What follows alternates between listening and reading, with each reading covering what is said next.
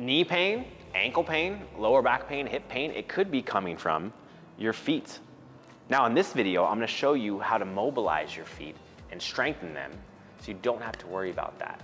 Well, at least not your feet. Stick around. Let's talk about assessment. So first, we have to figure out if your foot and ankle are impinged or tight. There's two basic assessments I want you to do. The first one is just a simple squat test. So put your hands over your head and you squat. Now, a lot of people, they're gonna squat and lunge forward. If that happens to you and you're trying to squat and you lean forward at the hips, what I want you to do is elevate your heels and test it out. Put your heels just on top of the weights, and you can do this with shoes on too. And then you squat. Now, if this is deeper and it's easier and you don't lean forward as much, you have an ankle problem. The next one we're gonna do is an ankle mobilizer test. So I'm gonna lay my foot flat. I'm gonna try to drive my knee as far over my toes as I can and try to touch the wall. Now, if I can not touch the wall, we're at the right distance. If I touch the wall like this, I'm gonna scoot my foot back. All you care about is the front foot and making sure the heel stays down. Now, as you drive this knee forward, something's gonna stop you. You're either gonna have an impingement point in the front or the Achilles in the back is gonna be really tight. So if you have that happen and you feel it in the front, well, we gotta move for you to fix it. If it happens in the back, well, you guessed it, we have a move for you to fix that. But it's important to know which one's best for you. Is it an impingement in the front of the ankle or the Achilles tight? Test both ankles because they're probably different. And just see where you're tight at. All right, so the first thing we're gonna do is we're gonna stretch out the front of the ankle. So what I want you to do, if you had that front impingement, this is the first movement you're gonna do. You're gonna put your toes together like a heart shape and knees apart. Now from here, you can put the pressure back onto your ankles, or you can put a lot of pressure and just leave your arms up.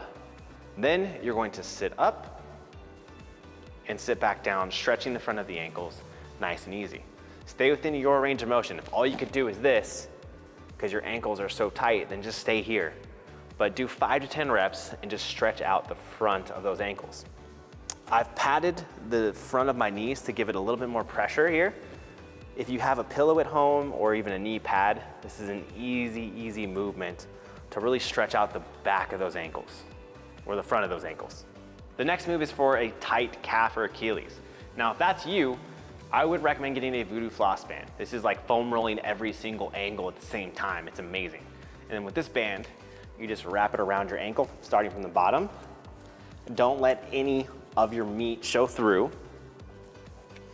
So no white strips of skin seen through. You just want all red from the voodoo band, and then tied into itself, like that. Once you've got that done, you've got an awesome floss. Now from here, I'm gonna do a downward dog type of calf stretch. So I'm gonna do a calf raise for 5 seconds, lifting my heel off the ground, flexing my calf, 5, 4, 3, 2, 1. And I'm gonna stretch that calf and ankle for 30 seconds. Now during this 30 seconds, your actual ankle may not be on the ground. It's okay, it's not that flexible. I'm a fitness professional who specializes in muscular imbalances. If my ankle didn't touch the ground, why would you follow me, right? Right. Then 5 seconds of pressure again, and then 30 seconds of stretching. Now I would do this 3 times around to save you from boredom. We're only gonna do it twice, but make sure you do both ankles if they're both tight. Next, you should have a tripod of stability with your foot. You should feel this point right here beneath your big toe, this point right here beneath your little baby toe, and ankle, creating a tripod of stability, all making contact with the ground. Now, if you look at your shoe and your shoe pattern, maybe it's just the outside. If that's the case, you wanna put the voodoo band, which we're gonna do in this next exercise, right here underneath this big toe and make sure it makes contact. So wherever you're not making contact, that's the next move. We want to strengthen that area and make contact. So hypothetically say, I'm gonna take my voodoo band, I'm gonna stick it right here because this point isn't making contact. Then I'm gonna go into a lunge and stick that right underneath the big toe.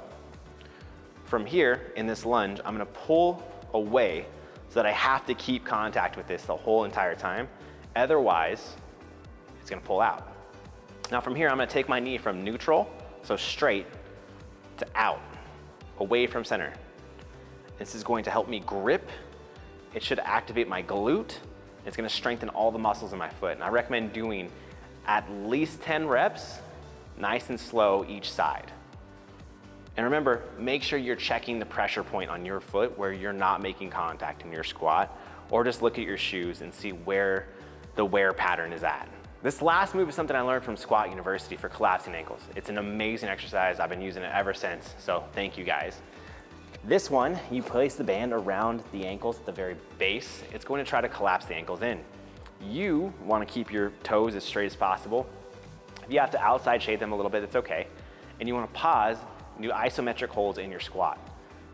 If you do have a bad squat, you're probably going to want to counterbalance, so put your arms out straight, and then squat and drive your knees away from center, like this. So your knees can go outside the big toes, and you're over-exaggerating this motion to activate your glute med, or the outer butt. And then squat. And pause 2 to 3 times. Make sure you're not compromising your spine. So if you're leaning forward a lot, just come back up. That's not where you want to pause. You don't want to learn and recreate that pattern. But go until fatigue, not failure. And you should feel your feet grip the ground as you do this. So this is really important for people with collapsed ankles or flat arches to help you build and strengthen those feet. One more tip, bonus tip for you to strengthen your feet. Now, if you have tight ankles and you have an elevated heel here and it's small and tight in the front, and you've got all this cushion, all this puffy cushion that makes you look so cool, what that's gonna do is delay all the sensory neurological feedback that you're gonna get from your foot. It's not gonna make your foot strong. It's also gonna shorten your Achilles tendon and cause imbalances to your knee, your hip, your lower back, everything. So if I was you, I would just never wear these. Now, this type of shoe, a not so attractive shoe, but is also extremely flexible, very thin, and has no elevated heel. Like literally, it's the same exact thing. It's very thin. You can feel the ground from it. Now, as hunter-gatherers, we weren't designed to wear shoes. We were designed to walk barefoot and grip the ground like a monkey paw. This will allow you to do that, give you more strength on your squat, your deadlift, and help correct any imbalances. This is a Vivo barefoot shoe. I love this thing. It's amazing, it's durable, flexible, you can feel the ground. That's your last tip. And there you have it. That's how you're going to strengthen your feet. So if you follow these steps, you should have good ankle mobility, strong feet, and get rid of any kind of neurological damage, and stop wearing dumb shoes that don't make you any stronger and give you lower back pain. Thanks guys. Make sure you like and subscribe.